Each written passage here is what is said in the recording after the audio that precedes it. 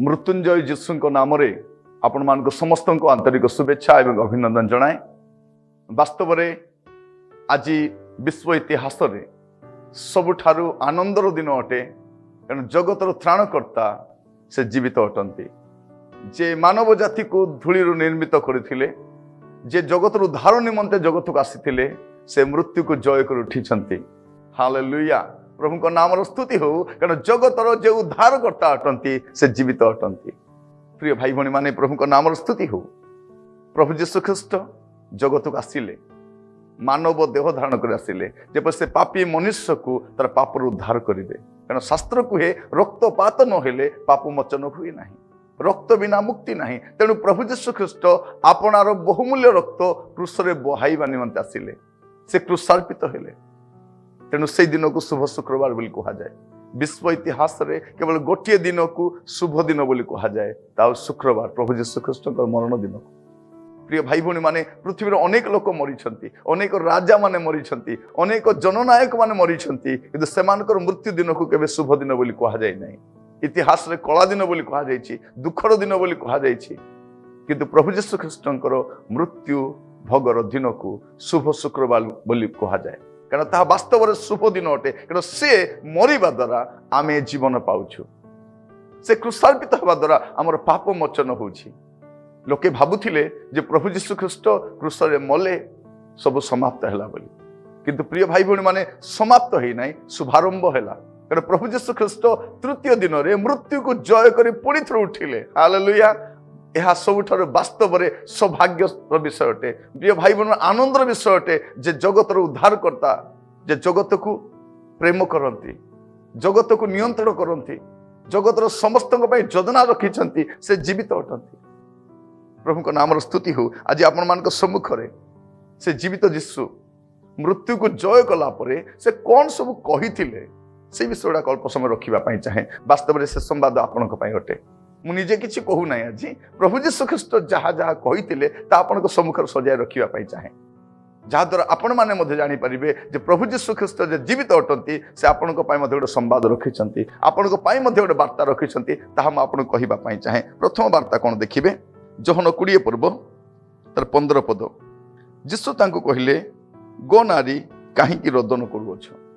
मरियम क्रंदन करुछंती, विलाप कर बुलुछंती, कारण प्रभु यीशु ख्रीष्ट समाधि रे नहांती।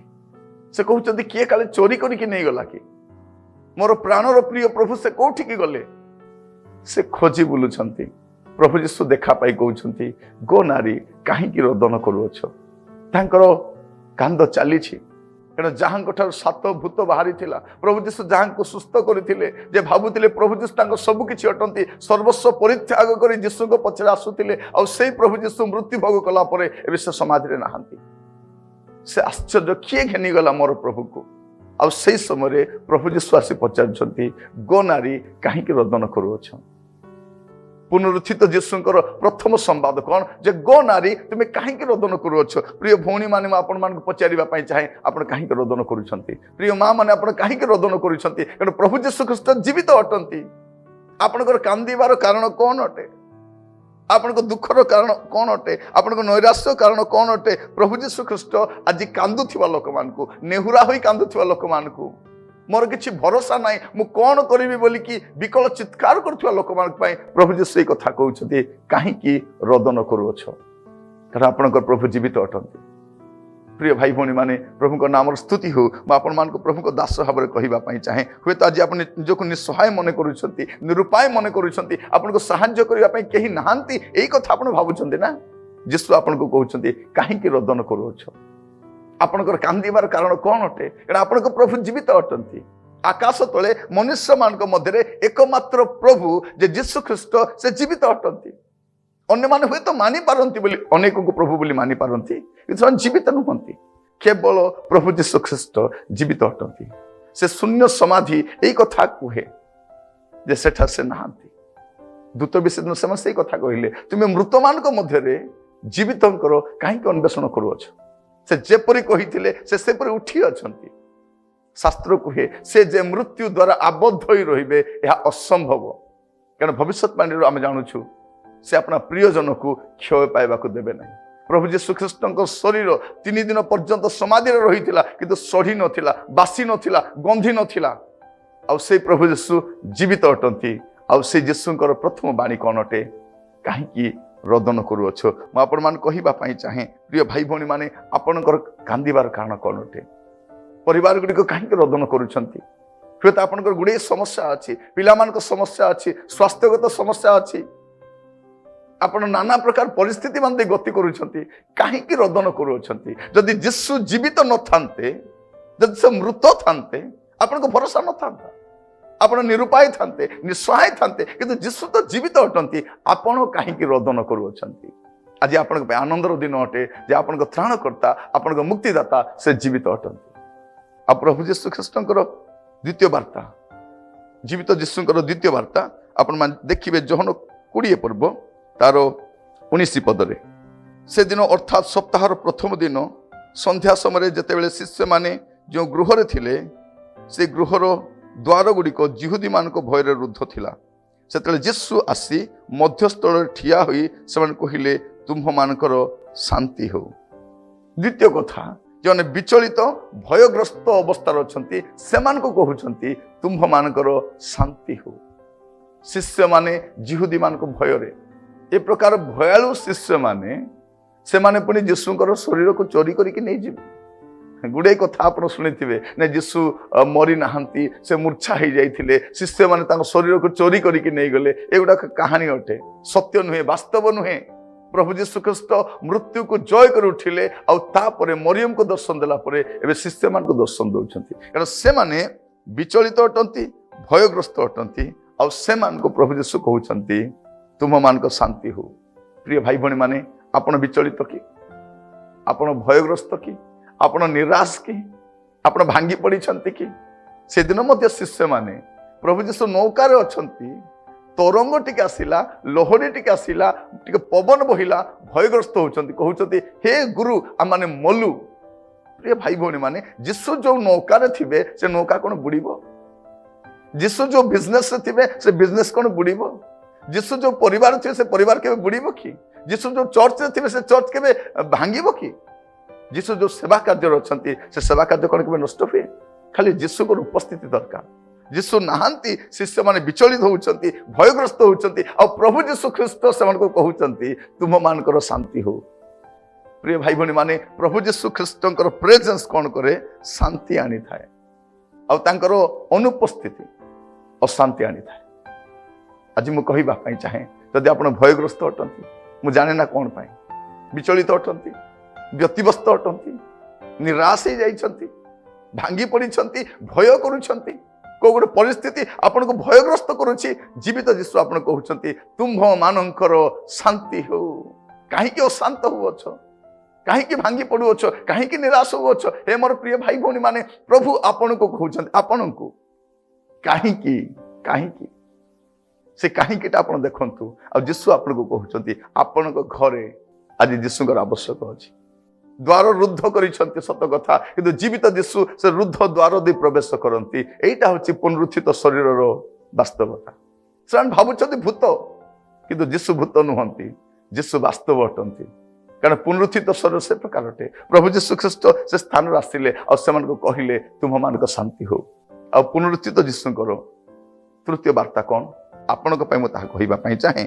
जोहन तार 20 पर्व 22 पद, से यह कही से परे प्रश्वास छाड़ी से कहिले पवित्र आत्मा को ग्रहण कर। जीशुंकर तृतीय कथा कौन? पवित्र आत्मा को ग्रहण कर। क्यों मानकु? शक्तिहीन मानकु, कारण पवित्र आत्मा शक्तिर आत्मा अटंती।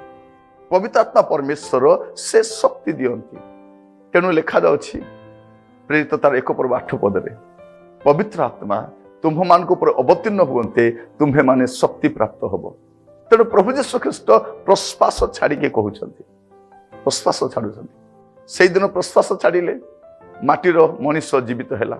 आज प्रश्वास छाड़ी कहउछंती पवित्र आत्मा को ग्रहण करो। आजिकल आप देखिए गुड़े प्रचारक माने प्रश्वास छाड़ुछंती, से प्रश्वास किछि नहीं। प्रिय भाई भणी माने प्रश्वास केवल प्रभु छाड़ती। आउ से प्रश्वास शक्ति अच्छी। आ प्रभु जीशु ख्रीष्ट कहते पवित्र आत्मा को ग्रहण कर। प्रिय भाई भणी माने जदि आपण प्रभु साक्षी होगा चाहूँगी, प्रभु किसी कहवाई चाहते प्रभु किसी करने चाहते से प्रश्वास को ग्रहण करतु ता प्रभुकर आत्मा यीशु ख्रीष्ट कहले मु जाऊँ सत कथा किंतु तुम मान को साहाय्य करने निमंते साहाय्यकारी को पठेबी से तुम सहित रे से दुर्बलता साहाय्य करेंगे से चेतना देवे से परामर्श देवे से शक्तिर आत्मा अटंती से पवित्र आत्मा प्रभु जीशु ख्रीष्ट जीवित जीशु यही कथा कहते प्रिय भाई भौणी मैंने मुझे चाहे पवित्र आत्मा आसला गोटे डॉक्टर उत्तम डॉक्टर हो पारती गोटे टीचर आउ बेटर टीचर हो पारती गोटे नर्स गोटे इंजीनियर गोटे कलेक्टर गोटे स्टूडेंट गोटे हाउसवाइफ गोटे प्रभु को दास पवित्र आत्मा आसला से भिन्न हो जाती तेणु मुझे चाहे पवित्र आत्मा आपन को दरकार यही कथा प्रभु जीशु कहते जीवित जीशु कहते मु जाऊँ सत कथा कि तुम मान सहित रही प्रिय भाई भौणी मान कहवाई चाहे आपण सहित किए अच्छा दुनियार समस्त थिले जदि पवित्र आत्मा नहांती आब्सेंसटा भिन्नता आनी थाए तेणु मुझे कहवाई चाहे जीवित जीशु आप कहते पवित्र आत्मा को ग्रहण कर जहन 20 पूर्व तार 27 पदरे से चतुर्थ बाणी दियंती परे से थोमा को कहले इे तुम्हार अंगुली बढ़ाई मोहर हाथ देख और हाथ बढ़ाई मोहर कक्ष देश दियो अविश्वासी न होई विश्वासी हो चतुर्थ कथा प्रभु कहवाई चाहती जो मैंने सन्देह कर जीशु को सन्देह करुवा शिष्य किए थोमा जे आम देश को आसी कहुच्छी अविश्वासी थोमा सन्देह करुवा थोमा मान आमर देश लोक मैंने विश्वास करती ना सन्देह करती हुए तो प्रभु कहले से देश तोर बहुत लोक मिले से तू जा बोली पठे कारण प्रिय भाई भौणी मैंने आम देश लोक मैंने बहुत सन्देह करती बहुत अविश्वास करती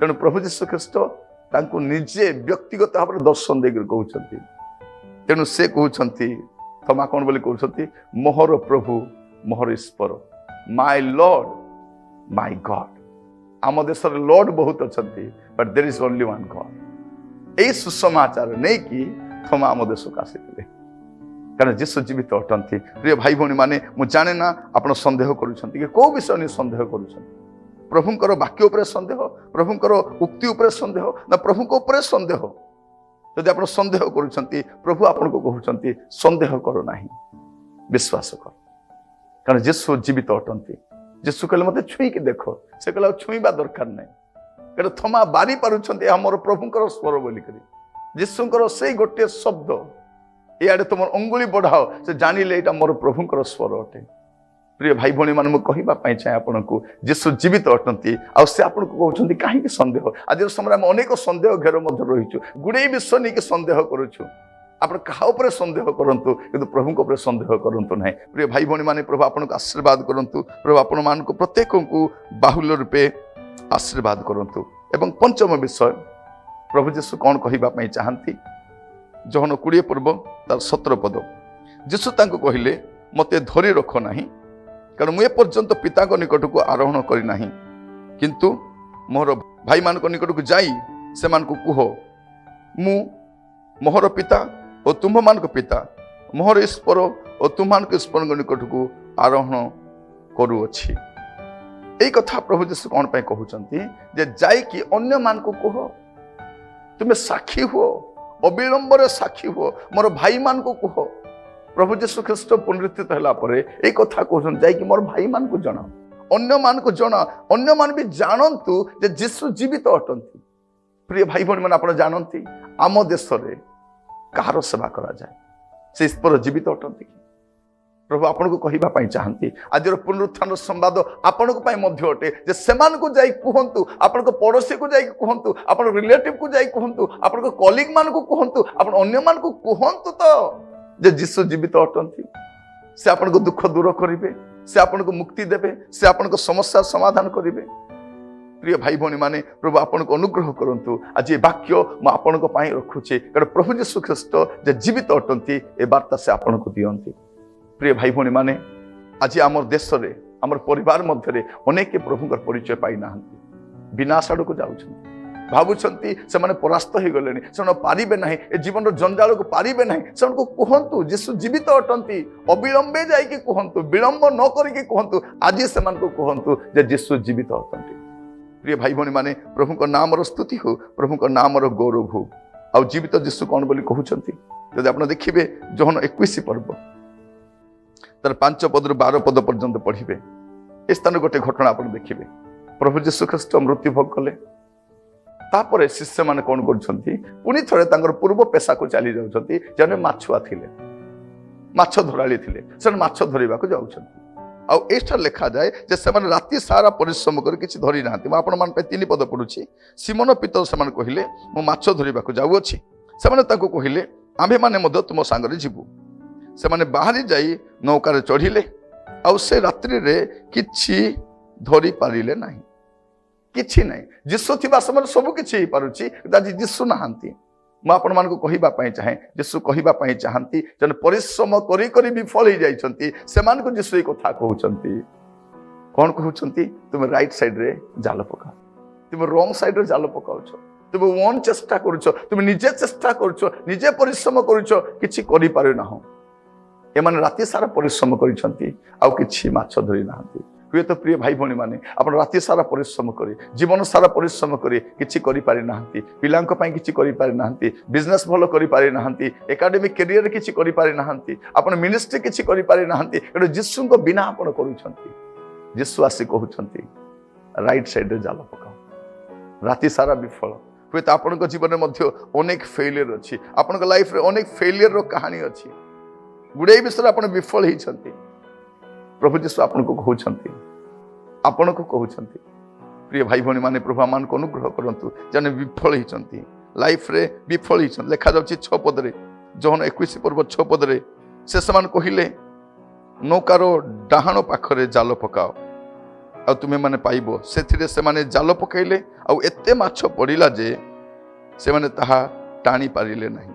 ଯେଉଁମାନେ ରାତି ସାରା ପରିଶ୍ରମ କରିଛନ୍ତି, କିଛି ମାଛ ଧରି ନାହାନ୍ତି, ସେମାନେ ଯୀଶୁଙ୍କର ପଦେ କଥା ଶୁଣିବା ମାତ୍ରେ, ଯୀଶୁଙ୍କର ପଦେ କଥା ମାନିବା ମାତ୍ରେ ଏତେ ମାଛ ଧରୁଛନ୍ତି ଯେ ଜାଲକୁ କୂଳକୁ ଟାଣି ଆଣି ପାରୁନାହାନ୍ତି, ଏତେ ମାଛ ଧରୁଛନ୍ତି।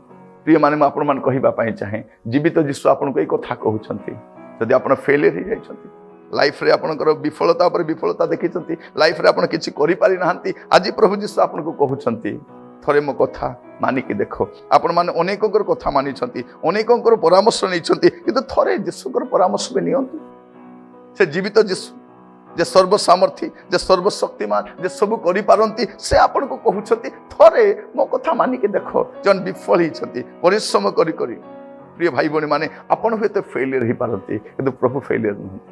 ସେ ସର୍ବଶକ୍ତିମାନ, ସର୍ବସାମର୍ଥୀ। ଥରେ ଯୀଶୁଙ୍କୁ ଟ୍ରାଏ କରନ୍ତୁ। ମୁଁ ସମସ୍ତଙ୍କୁ ଥରେ ଥରେ କୁହେ, ଜଣେ ବିଫଳ ହେଇଥାନ୍ତି, ଟ୍ରାଏ ଜିସସ୍, ଟ୍ରାଏ ଜିସସ୍। ଯୀଶୁଙ୍କୁ ଥରେ ଚେଷ୍ଟା କରି ତ ଦେଖନ୍ତୁ, ଯୀଶୁଙ୍କୁ ଥରେ ଏପ୍ରୋଚ୍ କରି ତ ଦେଖନ୍ତୁ, ଯୀଶୁଙ୍କର ଆଇଡିଆକୁ ଟିକେ ନେଇକି ଦେଖନ୍ତୁ, ଆପଣଙ୍କ ଫେଲିୟରକୁ ଥରେ ଯୀଶୁଙ୍କୁ ଥରେ କହିକି ଦେଖନ୍ତୁ। ପୁନରୁତ୍ଥିତ ଯୀଶୁ ଆପଣ ନିଶ୍ଚିତ ଭାବରେ ସାହାଯ୍ୟ କରିବେ। ପ୍ରିୟ ବନ୍ଧୁ, ଆଜିର ବାର୍ତ୍ତା ଆପଣଙ୍କ ପାଇଁ। ଯଦି ଆପଣଙ୍କ ଜୀବନରେ ଫେଲିୟର ହେଇଛନ୍ତି, ଅନେକ ଲୋକ ଫ୍ୟାମିଲି ଚଲେଇବା ପାଇଁ ଚେଷ୍ଟା କରୁଛନ୍ତି ଯୀଶୁଙ୍କ ବିନା, ଅନେକ ଲୋକ ବିଜନେସ୍ କରିବା ପାଇଁ ଚାହୁଁଛନ୍ତି ଯୀଶୁଙ୍କ ବିନା, ଅନେକ ଲୋକ ଚର୍ଚ୍ଚ ଚଲାଉଛନ୍ତି ଯୀଶୁଙ୍କ ବିନା, ଅନେକ ଲୋକ ଗୁଡ଼ିଏ ବ୍ୟବସାୟ କରୁଛନ୍ତି ଯୀଶୁଙ୍କ ବିନା। ଯୀଶୁଙ୍କ ବିନା ଆପଣ କେବେ ବି କିଛି କରିପାରିବେ ନାହିଁ, କାରଣ ପ୍ରଭୁ ଯୀଶୁ ନିଜେ କହିଛନ୍ତି, ମୋ ବିନା ତୁମାନେ କିଛି କରିପାର ନାହିଁ।